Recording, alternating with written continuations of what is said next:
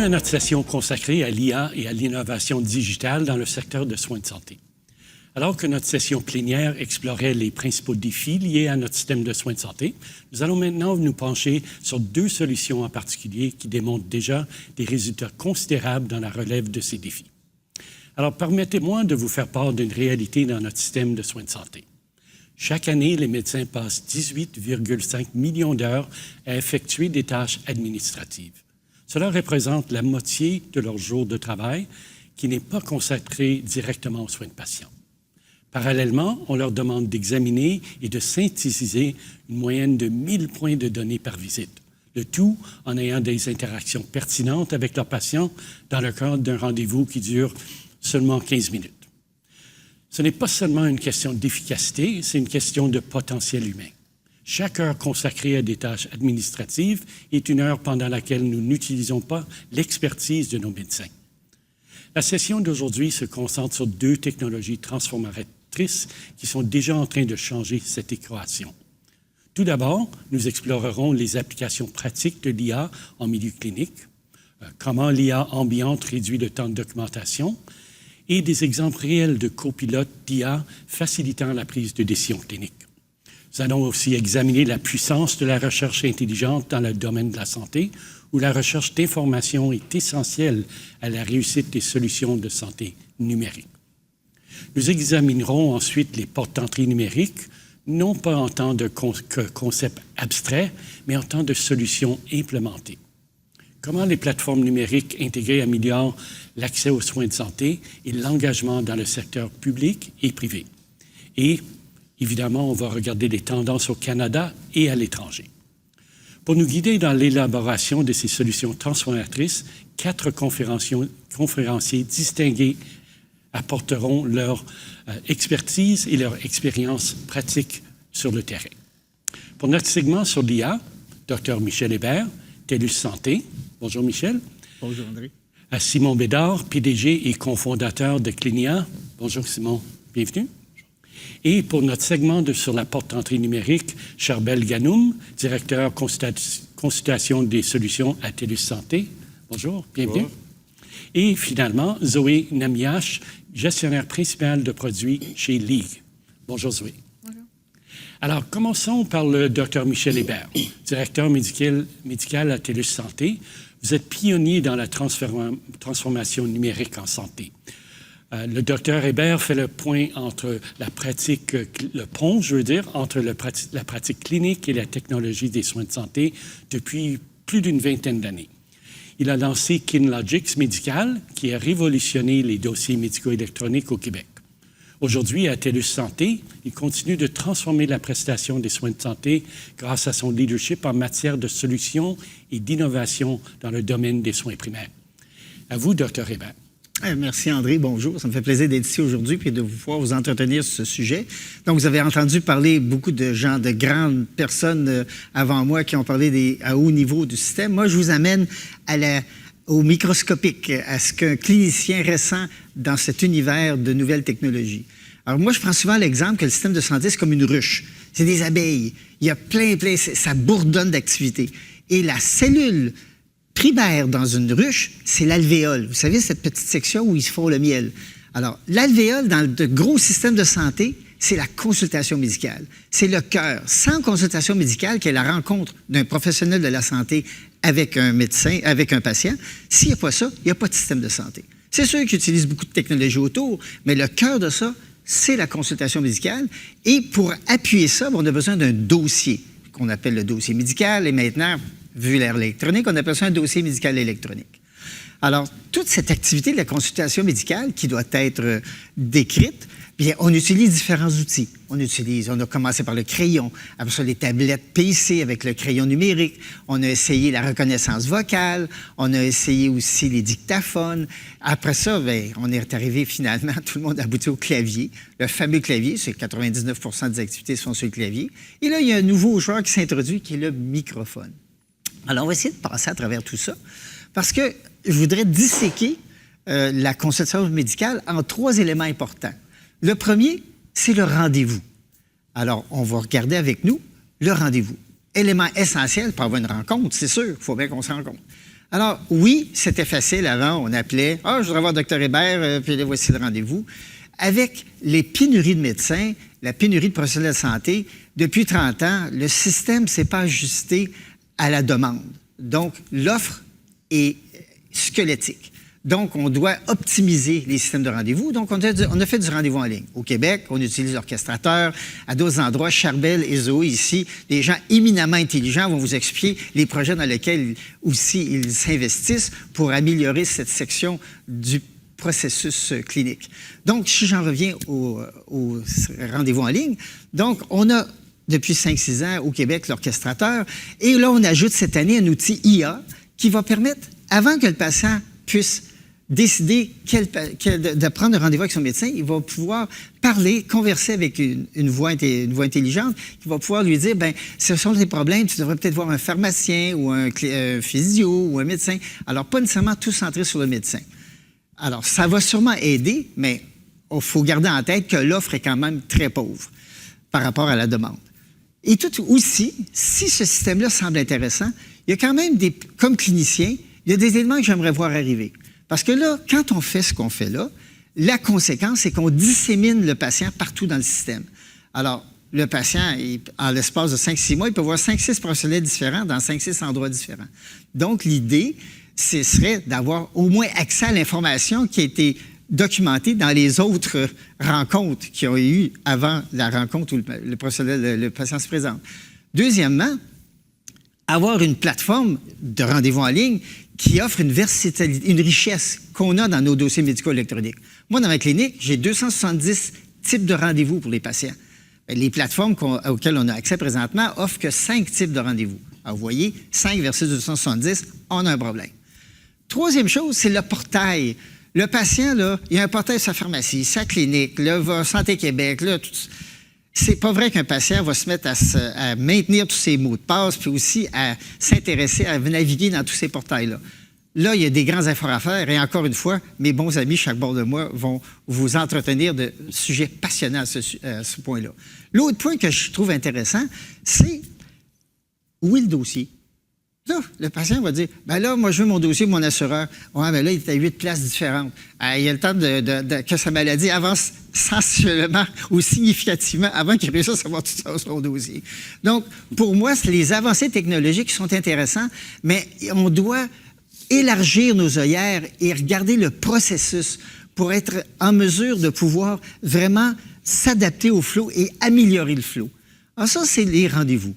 Naturellement, du côté de la consultation, bien là, on en a parlé, vous en avez entendu parler tout à l'heure, arrive ce qu'on appelle les scribes ambiants, où on peut enregistrer la voix entre un patient et le médecin, et ça va créer une note qu'on va pouvoir mettre dans notre dossier médical, une note en données granulaires qu'on appelle, c'est-à-dire une note comme un document Word qu'on peut modifier, améliorer, mettre en mémoire et rechercher dedans, toutes ces choses. C'est super beau.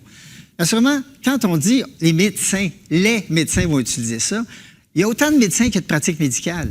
Il y a des pratiques médicales où ça ne s'applique pas, ce type d'intervention. Premièrement, parce que le patient est endormi ou il ne parle pas. C'est assez difficile. Aussi, c'est le setting dans l'environnement clinique dans lequel on travaille. Ça peut ne pas être approprié.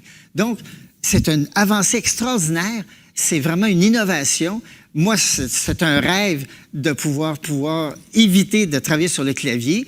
Ça enrichit la rencontre avec le patient, et c'est certain. Mais il y a quand même des enjeux médico-légaux qu'il va falloir regarder lorsque ces dossiers-là vont être confrontés à des litiges légaux. Ça va être très intéressant de pouvoir aider tout le monde dans ce contexte-là. Alors ça, c'est la documentation. Maintenant, l'autre point, c'est l'information. Alors, l'information, c'est ce que quand on voit un patient, donc on le questionne, on l'examine, on documente tout ça, mais on se sert des données du dossier pour être capable d'avoir une bonne décision sur un plan de traitement. Alors, de ce côté-là, il y a des outils qui sont en train d'être implantés, et on a un Simon ici qui est extraordinaire, qui va vous entretenir là-dessus. C'est passionnant ce qu'il fait.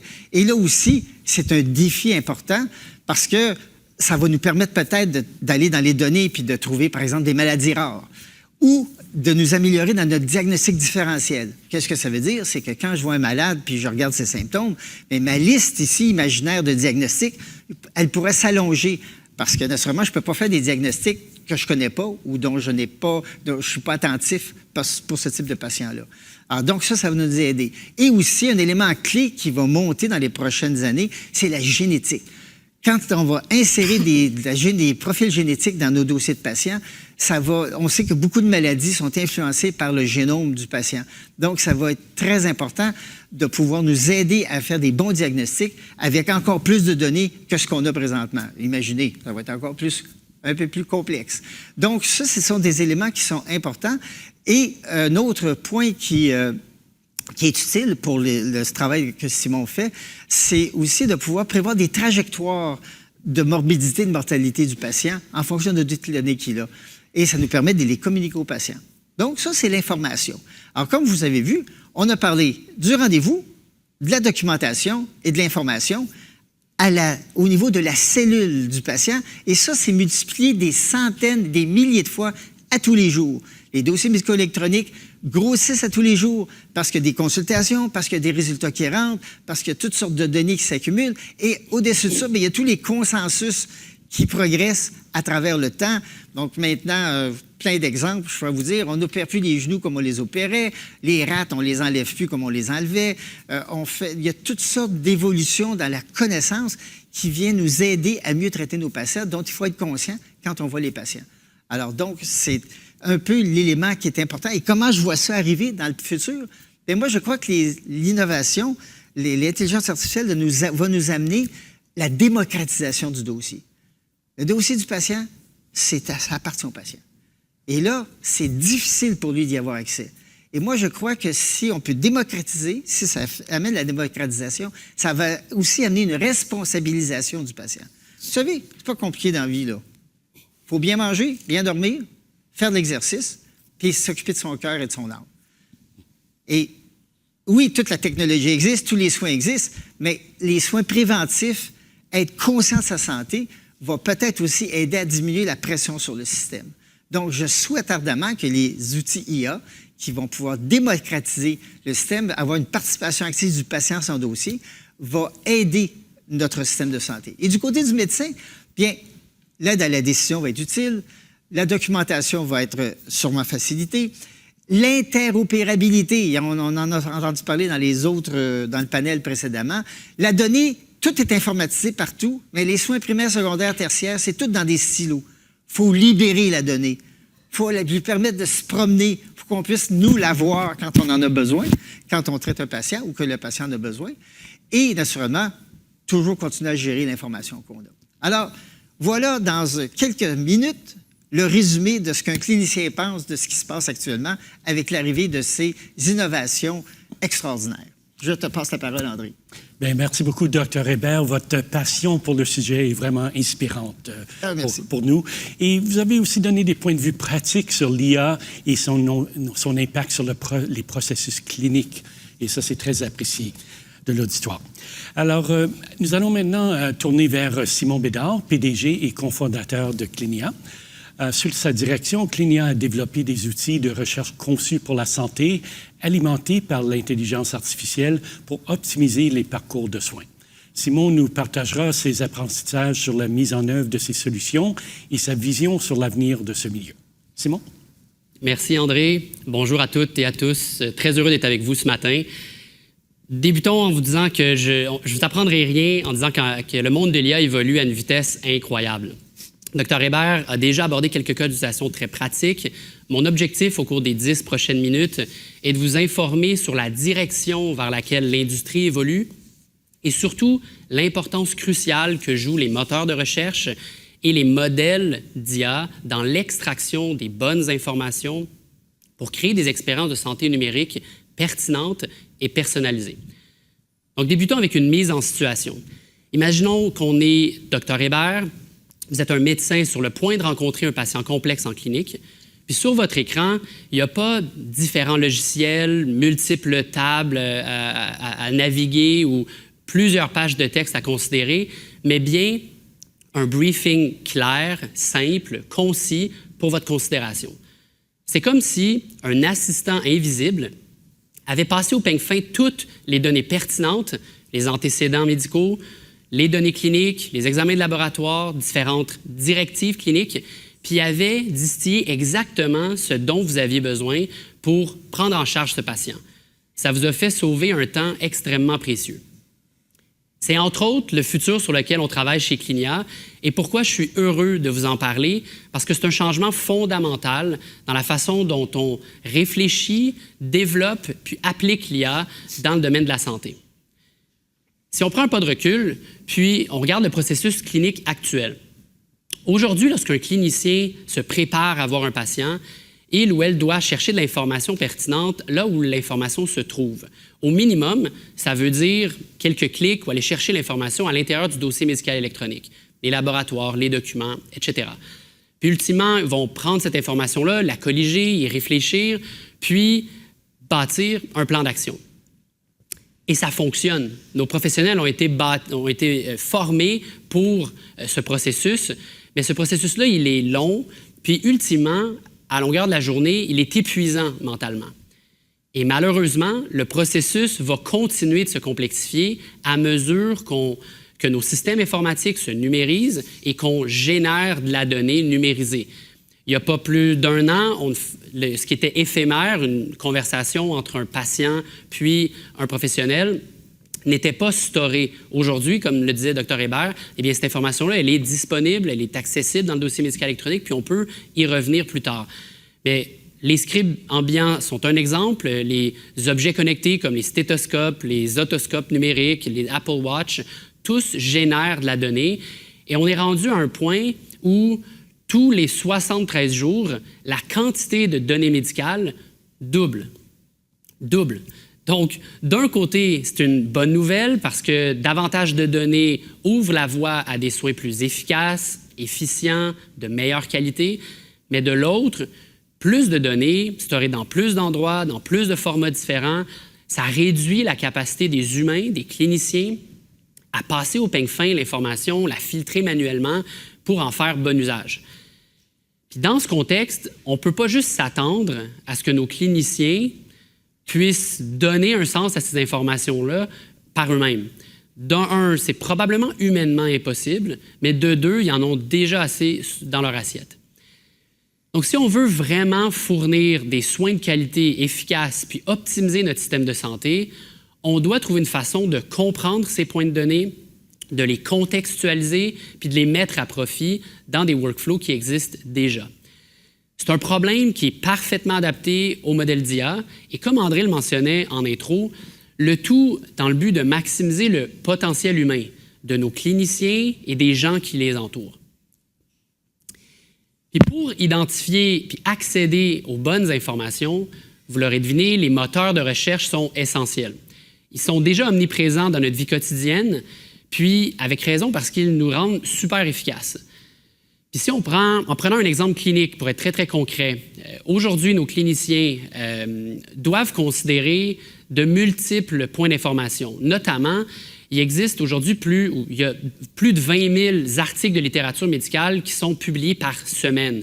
Il est juste normal que les cliniciens aient recours à des outils d'aide à la décision comme Open Evidence ou Pathway pour leur permettre de trouver le plus récent papier qui va les aider à prendre une bonne décision puis soutenir le patient adéquatement. Ce qui est vrai pour les humains l'est tout autant pour nos systèmes informatiques. Une simple ordonnance électronique envoyée à une pharmacie nécessite, dans le back-end, des recherches dans plusieurs bases de données, que ce soit une base de données de liste de médicaments ou de pharmacie dans cet exemple-là concret. Puis avec la quantité de données qui explose, comme je viens de le mentionner, puis les percées dans le milieu de l'IA, la capacité de rechercher sera non seulement essentielle, mais elle va devenir cruciale.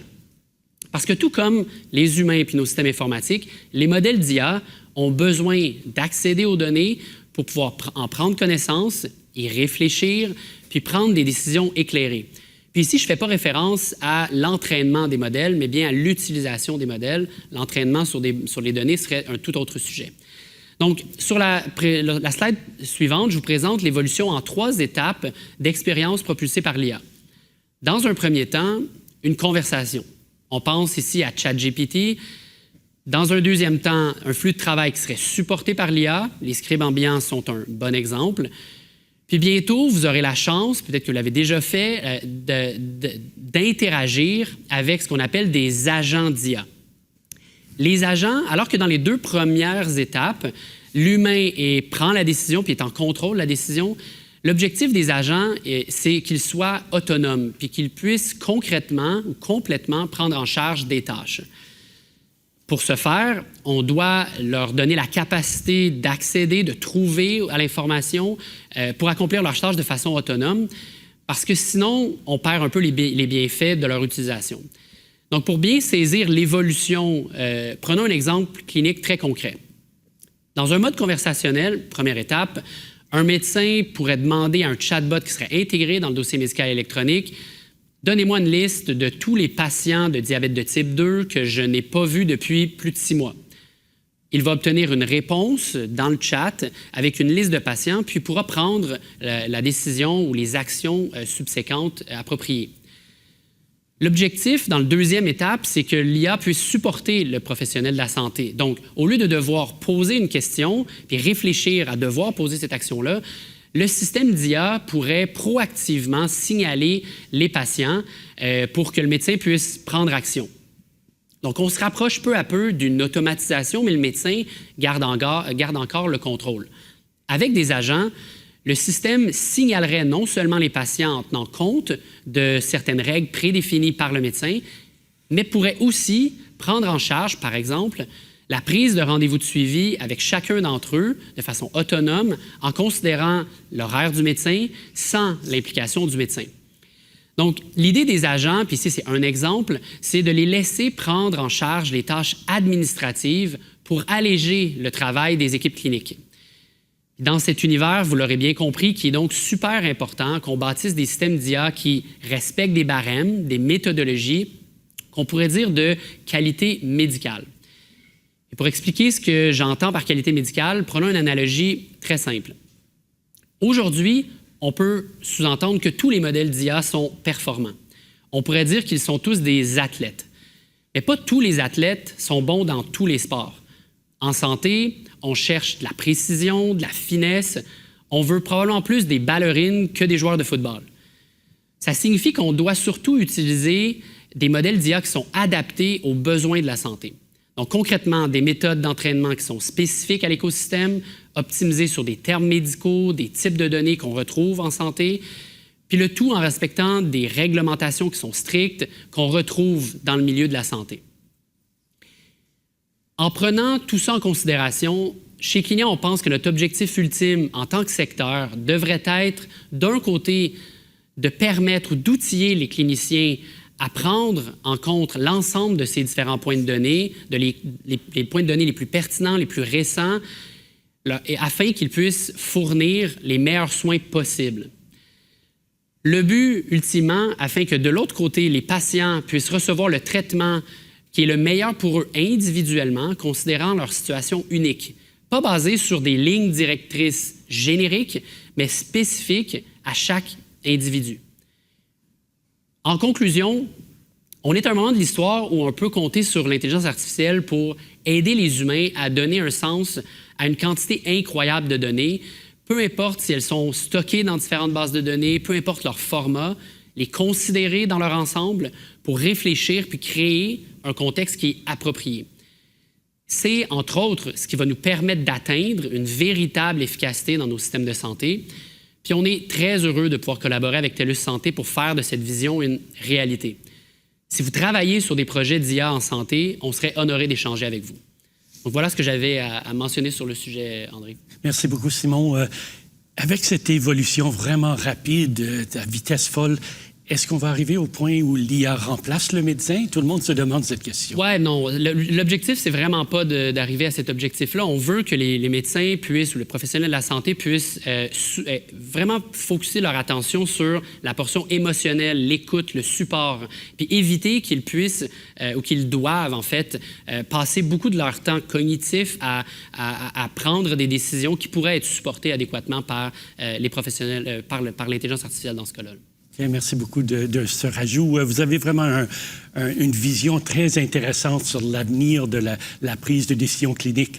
Alors que nous continuons à naviguer dans la transformation numérique des soins de santé, il est clair que la façon dont nous gérons et utilisons les données médicales sera fondamentale pour améliorer l'efficacité des cliniciens et les résultats des patients. Et les cliniciens vont être là pour longtemps, on espère. Alors, passons maintenant aux portes d'entrée numériques qui transforment l'accès aux soins de santé. Tout d'abord, nous entendrons Charbel Ganoum, directeur de conseil de solutions dans l'unité d'affaires des payeurs et des fournisseurs de TELUS Santé. Avec plus de 20 ans d'expérience en innovation technologique et la direction d'initiatives dans le secteur public à grande échelle, il partagera ses idées sur le leadership de TELUS Santé dans le domaine de la santé digitale, en examinant des applications dans le secteur public et privé et en explorant les tendances émergentes du marché. Charbel, c'est à vous. Merci André. Bon matin à tout le monde. Je suis vraiment privilégié de faire partie d'une plateforme si enrichissante et de suivre les idées innovantes que Dr Hébert et Simon ont partagées. Imaginez accéder aux soins de santé aussi facilement que consulter des courriels ou aller faire du shopping en ligne. Ce n'est pas un scénario futuriste, c'est ce qui se passe actuellement grâce aux portes d'entrée numériques en santé. Aujourd'hui, je suis ravi de partager avec vous comment cette révolution transforme la prestation de soins de santé tant dans le secteur public que privé. Cette transformation n'est pas seulement technologique, elle est profondément humaine, redéfinissant notre relation avec la santé et les soins. Le concept de porte d'entrée numérique est d'une simplicité trompeuse, mais d'une puissance remarquable. C'est là où la technologie rencontre les soins de santé pour créer des expériences fluides, conviviales tout au long du parcours de santé et de bien-être. Examinons cela selon deux perspectives distinctes, mais complémentaires. Dans le secteur public, par exemple, nous observons une transformation dans la façon dont les citoyens interagissent avec les systèmes de santé. Imaginons le parcours d'un citoyen de l'accès à l'information de santé publique, à la prise de rendez-vous dans les cliniques gouvernementales, en passant par la consultation de leur dossier de santé. Tout cela via une interface numérique unique et intuitive. Prenons l'exemple d'une maman qui cherche des informations sur la vaccination pour son enfant. Elle peut accéder en quelques clics aux recommandations officielles, prendre rendez-vous dans un centre de vaccination public et même recevoir des rappels personnalisés. Mais l'histoire ne s'arrête pas là. Dans le marché des payeurs privés, les compagnies d'assurance et les employeurs révolutionnent l'expérience de leurs membres. Ceux-ci peuvent désormais gérer leurs prestations, accéder au réseau de prestataires et coordonner leurs soins via des plateformes numériques complètes.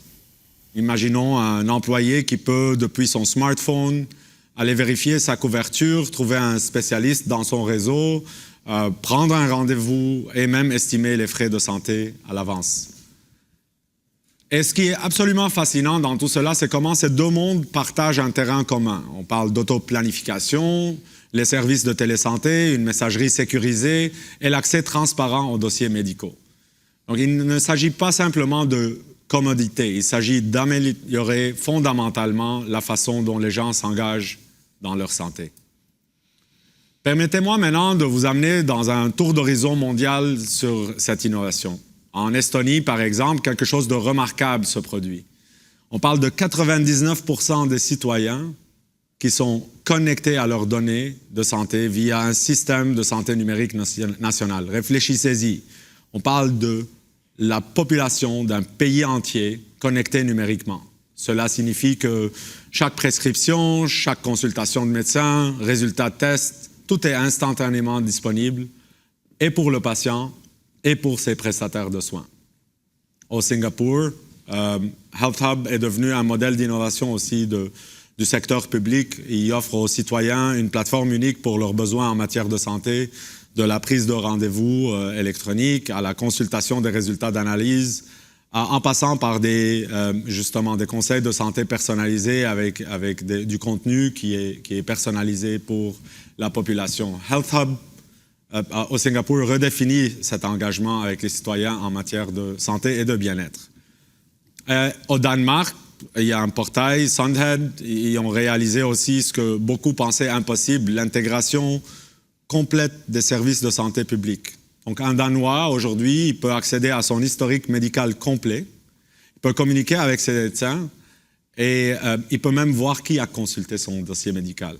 Donc tout cela, c'est vraiment dans un souci de transparence et de contrôle par le patient. Dr Hébert a mentionné, le dossier appartient aux patients, aux citoyens, et donc ils ont fait un pas dans cette direction-là au Danemark. Et le secteur privé, ils ne sont pas inactifs non plus. En Amérique du Nord, nous assistons à une évolution remarquable dans la façon dont les principaux acteurs de la santé abordent les soins aux patients. Les leaders de l'industrie construisent des plateformes numériques intégrées qui ne se contentent pas juste de connecter des membres aux soins. Elles créent des parcours de santé personnalisés pour chaque individu. Ils sont les pionniers d'approches numériques prioritaires qui combinent la puissance de l'intelligence artificielle pour l'évaluation des symptômes avec la gestion des prestations en temps réel, rendant les soins de santé plus accessibles, efficaces que jamais.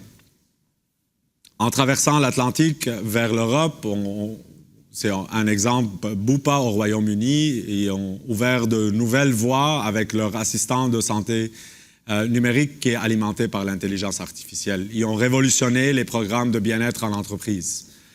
AXA, aussi en Europe, a franchi une étape supplémentaire. Ils ont créé une plateforme de santé numérique qui connecte de manière transparente les membres à travers plusieurs marchés, donc plusieurs pays européens. Qui ont, dans le fond, ils ont apporté des solutions de soins virtuels et de bien-être à des millions de personnes. Et là, on peut commencer à vraiment cross-pollinate un peu entre les pays. La même innovation traverse vers l'Asie-Pacifique. En Chine, par exemple, Ping An Good Doctor, ils ont réalisé quelque chose d'absolument remarquable. Ils servent à peu près, en fait, plus que 400 millions d'utilisateurs avec une gestion de la santé basée sur l'intelligence artificielle. On parle de 10 fois le Canada, là. 400 millions de personnes servies avec l'IA. Pendant ce temps, en Australie, Medibank, par exemple, nous montre à quoi ressemble une intégration complète de la santé numérique, réunissant la télésanté, le soutien en santé mentale et la gestion des maladies chroniques, le tout sur une seule plateforme cohérente. Et les résultats de tous ces efforts, c'est absolument extraordinaire. Les chiffres que vous allez voir sur l'écran, ils ne sont que le début de ce qui est possible. Et ce ne sont pas seulement des statistiques. Ils représentent des vies améliorées, des ressources mieux utilisées et un système de santé plus efficace pour tous. Et ce qui est vraiment passionnant, c'est la façon dont ces innovations commencent à remodeler la prestation des soins de santé. Nous commençons à voir les premiers signes de transformation dans les secteurs publics et privés. Les soins de santé deviennent plus accessibles, brisant progressivement les barrières traditionnelles aux soins. Nous prenons plutôt des mesures pour réduire la charge administrative, puis Dr Hébert en a mentionné quelques exemples sur comment on commence à améliorer et à réduire cette charge administrative. Simon également, quand on parle justement d'abréger ou de créer un briefing médical pour le médecin, comment on peut vraiment aider à élever l'expérience entre le prestataire de soins et le patient. Donc, les cliniciens pourront se concentrer davantage sur les soins aux patients et moins sur la paperasserie. L'expérience utilisateur évolue. Alors que nous développons des interactions de santé plus intuitives, plus engageantes, nous nous éloignons des approches uniformes, faisant les premiers pas vers des parcours de santé véritablement personnalisés. Et peut-être le plus prometteur, nous voyons les premières étapes d'un passage des soins réactifs aux soins proactifs, où le bien-être et la prévention deviendront partie intégrante du parcours de santé. Bien évidemment, au cœur de ces innovations se trouve l'intelligence artificielle, puis j'imagine c'est le thème de notre séance. Et c'est vraiment pas juste un mot à la mode technologique, c'est vraiment le moteur qui anime les expériences de soins de santé personnalisés.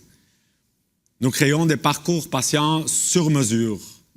Nous sommes capables de prédire les risques de santé avant qu'ils ne deviennent critiques. Et nous sommes capables de permettre à des interactions naturelles et humaines via des chatbots sophistiqués. Pensez-y comme avoir un navigateur de santé personnelle disponible 24 sur 24 qui connaît votre historique médical, comprend vos besoins et peut vous orienter vers les soins appropriés au bon moment. C'est comme avoir presque un médecin de famille dans votre poche, toujours prêt à vous guider et à vous conseiller. Parlons maintenant du Canada. La pandémie a été un catalyseur de changement, accélérant la transformation numérique dans notre paysage de soins de santé. D'un océan à l'autre, les provinces et territoires développent des approches innovantes pour l'engagement des citoyens. Chez TELUS Santé, nous voyons cette transformation se déployer en 3 phases cruciales. Donc la première, c'est vraiment construire la fondation, une plateforme d'interopérabilité qui est robuste, qui est basée sur des normes et des standards. Cela signifie que les différents systèmes de santé peuvent communiquer efficacement, assurant que vos informations de santé vous suivent partout où vous allez. Deuxièmement, nous allons exploiter l'intelligence artificielle pour offrir des expériences personnalisées qui améliorent l'accès aux soins. Imaginez un système qui peut prédire vos besoins de santé et vous proposer des interventions préventives avant même que vous ne tombiez malade. Et troisièmement, là on parle de l'intégration clinique approfondie, qui va nous aider à créer vraiment un continuum de soins vraiment transparents. Cela signifie que le médecin de famille, vers le spécialiste, en passant par les services d'urgence, tous les acteurs de la santé sont sur la même longueur d'onde, assurant des soins cohérents et coordonnés. Je savais que j'allais avoir un sourire parce que je vais penser à Spider-Man à cette étape. Parce que, évidemment, avec une grande innovation vient une grande responsabilité. Et donc, nous devons relever ces défis critiques. Premièrement, et je pense que Simon a touché un peu à quelques-uns de ces points, assurer la confidentialité et la sécurité des données, c'est super important. Fournir un accès équitable aux outils numériques, permettre une interopérabilité transparente, donc normes et standards de nouveau, et surtout garantir une utilisation éthique et responsable de l'intelligence artificielle. Par contre, ces défis ne sont pas des obstacles, mais des opportunités pour créer un système de santé plus juste, plus efficace et plus centré sur le patient. L'avenir de soins de santé n'est pas seulement numérique, il est connecté, intelligent et centré sur l'humain. Que vous soyez du secteur public, un assureur privé ou un prestataire de soins de santé, vous faites partie de cette transformation. La porte d'entrée numérique ne fait pas que s'ouvrir, elle vous invite à réimaginer entièrement la prestation de soins de santé. Ensemble, nous pouvons créer un système de santé plus accessible, efficace et performant que jamais. Un système où la technologie amplifie l'humanité de soins plutôt que de la remplacer, pour revenir à votre question, André. Donc, je vous remercie pour votre temps, puis c'était tout pour moi. Bien, merci beaucoup, Charbel. Vous avez mentionné Estonie, Singapour, Danemark, Chine, Australie. J'ai l'impression que le Canada traîne la patte un peu. Est-ce qu'il y a un pourquoi là-dedans? En 30 secondes, il y a des efforts dans toutes les provinces au Canada et territoires. Cependant, on a un pressentiment qu'on part un peu de loin. Parce que la plomberie, je vais l'appeler, les données, l'infrastructure est relativement fragmentée. Mais on subit ou on vit à travers un virage actuellement vers des normes et des standards, Fire 4 pour en nommer un, qui vont nous aider à structurer les données et qui va vraiment construire cette fondation dont j'ai mentionné, là, une plateforme d'interopérabilité robuste qui va nous permettre d'aller mettre ces couches d'expérience utilisateur, que ce soit pour le prestataire de soins ou pour les citoyens et patients. On est sur le bon chemin, peut-être un peu plus lent. Parfait. Merci beaucoup. Votre analyse des tendances du marché mondial et l'approche unique de TELUS nous montre à la fois les défis et les opportunités de la transformation numérique en soins de santé. Maintenant, nous entendrons Zoé Nemiach, chef de produit principal chez League. Son expertise dans le développement de solutions de santé numérique, en particulier dans la gestion des prescriptions et les parcours de santé personnalisés alimentés par l'IA, apporte une perspective précieuse à l'innovation en matière d'accès aux soins de santé. Zoé a joué un rôle déterminant dans la création de solutions qui non seulement améliorent les résultats en matière de santé, mais permettent aussi aux individus de prendre le contrôle de leur parcours de soins. Et ça, c'est vraiment important pour les patients. Alors, Zoé, la parole est à vous. Merci, André. Bonjour à tous. Comme les autres conférenciers ont dit, je suis ravie d'être parmi vous aujourd'hui.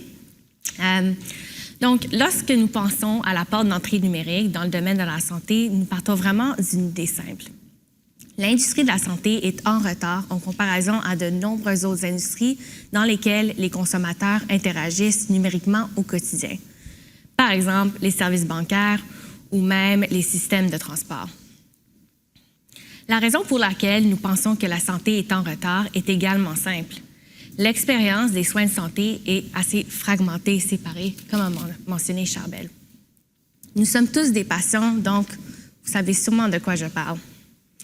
Pour de nombreux consommateurs de soins de santé, il y a vraiment juste trop d'endroits où aller, tant numériquement qu'en personne, d'un médecin de famille, un professionnel de la santé paramédicale, tout en passant par des remboursements des assurances publiques et privées.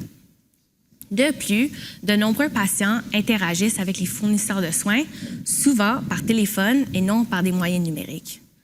Ceci peut mener souvent à une expérience qui peut être décevante et qui peut même causer une frustration ou même de l'inaction de la part des patients.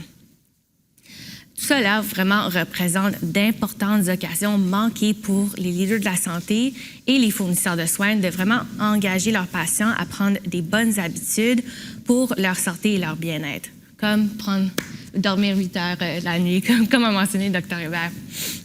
Et ces opportunités perdues vraiment représentent un coût réel.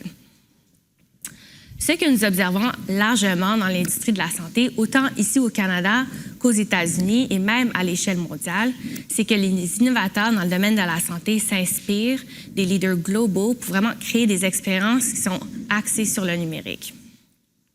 Cette inspiration conduit vraiment à certains ingrédients, si vous voulez, essentiels pour réussir une expérience de santé numérique, notamment une expérience qui va être simple, excellente, qui va vous suivre à travers des médiums différents, comme le fait Google.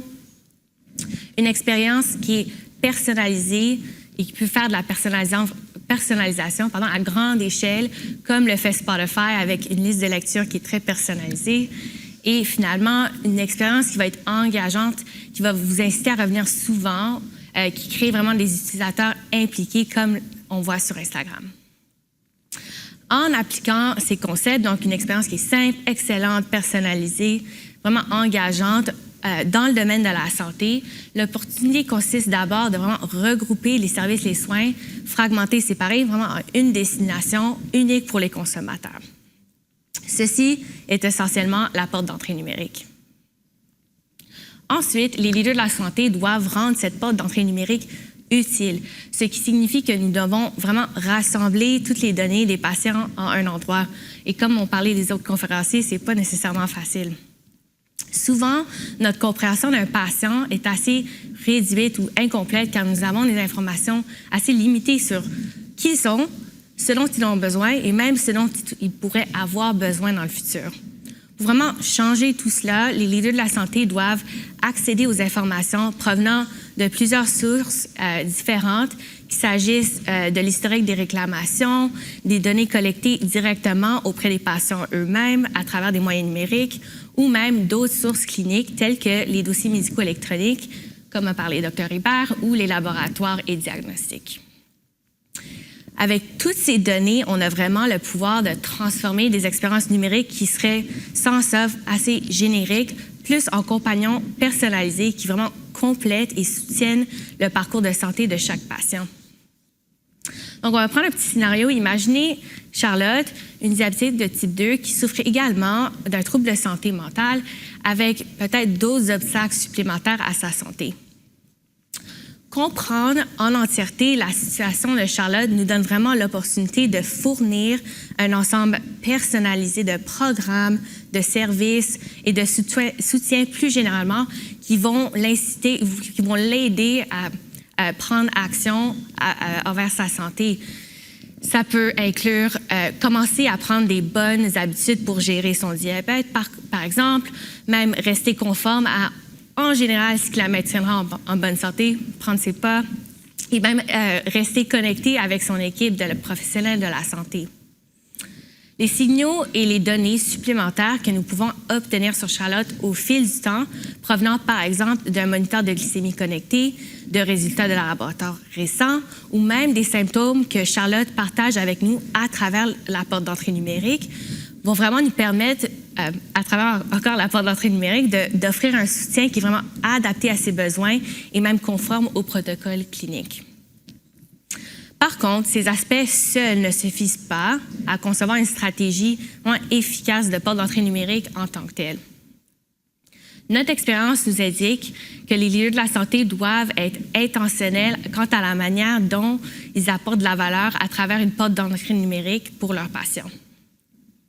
En général, ce qu'on a vu, c'est que les leaders de la santé commencent avec 2 ou 3 thèmes centraux, comme par exemple numériser les transactions quotidiennes de la santé et les prestations pour le libre-service, créer un compagnon numérique pour soutenir les soins comme rechercher un médecin de famille ou même les urgences, et finalement concevoir un programme numérique cohérent qui vraiment soutient des besoins spécifiques comme les maladies chroniques. Pour vraiment concrétiser ces stratégies, nous croyons que les leaders de la santé doivent d'abord établir des bonnes bases plutôt que d'essayer de tout faire à la fois. Comme a mentionné Simon, il y a plein de données qu'on doit regarder. Donc, établir cette fondation qui peut vraiment unifier les données tout en bénéficiant de l'IA donne vraiment aux leaders de la santé la capacité de créer des expériences dont j'ai mentionné qui sont vraiment personnalisées, qui fournissent une valeur dès la première interaction du patient avec la porte d'entrée numérique. Que ce soit pour faciliter l'accès aux soins, coordonner ses soins ou même s'y engager de manière proactive, en fonction des besoins et des risques de santé de chaque individuel. Donc, je pense qu'on va marquer une petite pause ici pour d'autres questions. Mais juste pour conclure, il existe vraiment un énorme potentiel pour vraiment améliorer l'écosystème de santé actuel avec des outils numériques qui vraiment vont nous permettre de soutenir chaque individuel au quotidien selon leurs besoins personnels. André, la parole est à vous. Oui, merci beaucoup, Zoé. En fait, on a quelques questions de notre auditoire et on va les aborder dans quelques secondes, mais je veux vous remercier pour votre présentation. Vos observations mettent vraiment en évidence le fait que les portes d'entrée numériques ne sont pas seulement une question de technologie, mais qu'il s'agit de réimaginer fondamentalement le parcours du patient. Ça, c'est vraiment le grand défi. Votre perspective complète sur les points soulevés par Charbel concernant la création d'expériences transparentes tout au long du parcours de santé. Ensemble, ces idées nous donnent une image complète de l'évolution des portes d'entrée numériques. Alors, merci à tous nos conférenciers pour ces informations précieuses sur la façon dont l'IA et les portes d'entrée numériques transforment la prestation des soins de santé. Maintenant, j'aimerais inviter l'auditoire à me poser leurs questions, mais on en a déjà. Alors, je vais commencer avec ceux qui sont déjà reçus, les gens précoces. Nous avons un peu de temps pour des questions-réponses. Alors, je vais commencer, si je pourrais, Dr. Hébert. Vous êtes dans le domaine depuis longtemps. Vous avez fait beaucoup de changements. Comment est-ce qu'on fait ces transitions? Je connais beaucoup de docteurs. Je sais que les docteurs, généralement, n'aiment pas le changement trop. Comment est-ce qu'on peut faire ces transitions au numérique de façon efficace? La gestion du changement, c'est au cœur de toutes nos vies. Et faire de la médecine, c'est passionnant et c'est simple. Questionner un patient, faire un diagnostic, c'est facile. C'est le médico-administratif autour qui se complexifie à chaque semaine, à chaque jour.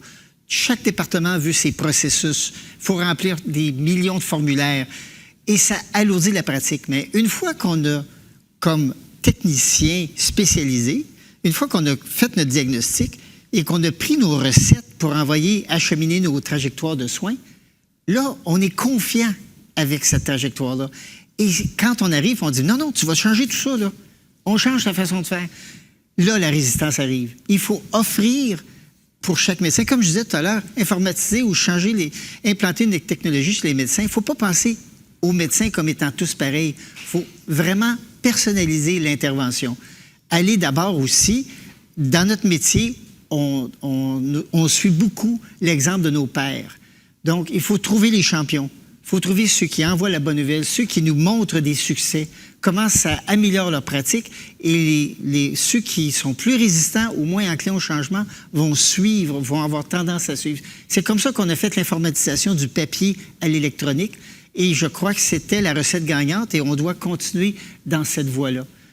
C'est ce que je pense qui serait, c'est vraiment que c'est vraiment de pair à pair améliorer la communication, les communications entre eux, faire des formations médicales continues, montrer les champions, regarder comment ça améliore la pratique pour eux-mêmes et pour le patient. C'est ça qui est le cœur de la gestion de changement, à mon point de vue. Mais la transition au DME n'a pas été sans hic. Il y a eu beaucoup trop de systèmes, ils ne se parlent pas. Comment est-ce qu'on peut éviter ça avec l'IA? Et là, on a la même chose, André. Il y a peut-être 60 compagnies de scrub ambiant au Canada. Puis du côté du forage de données, il y en a peut-être pas autant, mais il y en a plusieurs. Ça, c'est les lois inhérentes du marché. Quand une opportunité s'ouvre, le marché se développe et soudainement, le système va se purifier, je peux m'expliquer comme ça, va se consolider pour avoir des solutions plus durables, plus solides. Mais c'est inévitable qu'on passe par des balbutiements de technologie. Parce que certains outils qu'on a mis sur le marché, on pense que c'est super bon, c'est un cul-de-sac. Et là, il faut rebrousser chemin. C'est frustrant, mais à travers ça, il faut garder espoir qu'on va toujours s'en aller vers l'amélioration. C'est une quête sans fin. Simon? Ouais, je pense que j'ajouterais à ça que surtout avec un changement aussi important que l'IA et justement des réflexes, un peu comme tu le mentionnais, André, là, est-ce qu'on va remplacer les médecins? Est-ce que les médecins vont encore exister? C'est certainement un gros changement technologique et il faut probablement focusser notre attention sur les cas d'utilisation les plus simplistes afin que les gens puissent commencer à interagir avec la technologie, réduire un peu le risque perçu de l'utilisation de ces technologies-là, puis dans la gestion du changement, ou à tout le moins utiliser ces cas d'utilisation, ces cas d'espèces pour faire une transition plus délicate dans la gestion du changement. Parce qu'effectivement, même pour des gens qui sont dans la technologie à tous les jours, lorsqu'on nous présente des nouveaux logiciels, il y a un mindset à garder qui n'est pas... On ne peut pas s'attendre à ce que l'ensemble de la communauté médicale fasse un changement aussi rapide. Donc, je pense qu'avoir des champions, focusser sur des cas d'utilisation plus simples, va réduire le risque perçu, puis va nous permettre d'avoir une meilleure intégration dans le système de santé à plus grande échelle. Je vais te donner un petit cas bien précis, André, dans le changement du dossier médical électronique. Quand on examine les enfants, il faut toujours suspecter, il faut détecter l'enfant qui subit des sévices.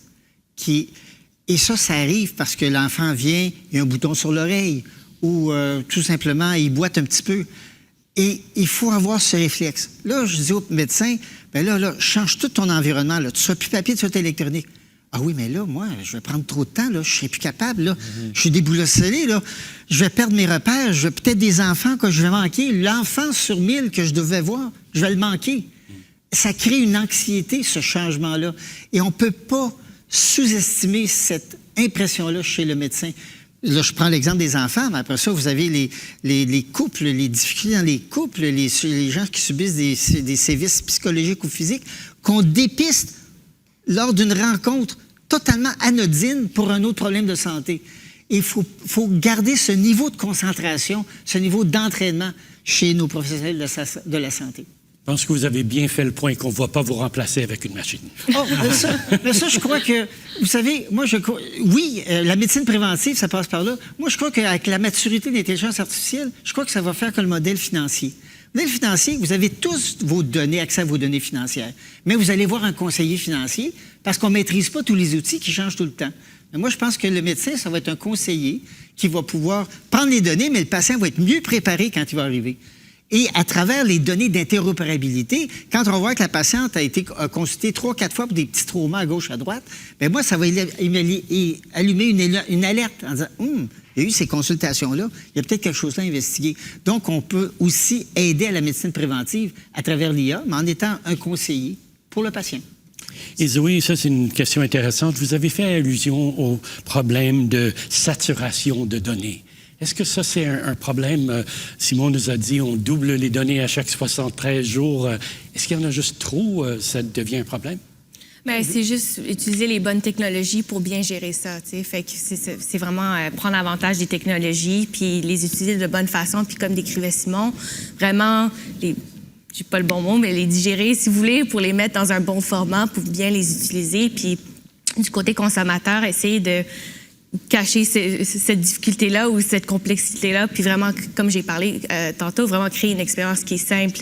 Donc, ils comprennent pas la complexité de ce qui se passe en arrière Alors, ça de devrait être l'application. invisible pour le patient. Idéalement, oui, on veut vraiment créer une expérience qui est simple, qui vraiment élimine un peu de responsabilité qu'il y a actuellement sur le patient, de vraiment tout naviguer, de s'orienter dans le système de santé. Donc, pour moi, c'est vraiment ça au cœur de... Ce qui est au cœur de la porte d'entrée numérique, c'est de vraiment créer une expérience simple qui élimine ces responsabilités-là. Mais la simplicité, c'est complexe d'y arriver. Ben, exactement. Tu sais, André, moi, j'adore ce que mes collègues font ici. Parce que je recherche, moi, c'est la bonne information pour le bon patient. Et l'univers des connaissances est infini.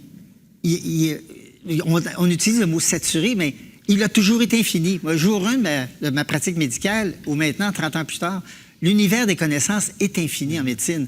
Alors, c'est vraiment réussir à trouver la bonne information au bon moment pour le bon patient. Et c'est ça qu'eux autres c'est ça sur quoi ils travaillent, tout ce monde-là ici. Et en effet, Charbel, tous les exemples que vous avez donnés à l'international étaient vraiment focusés sur le patient.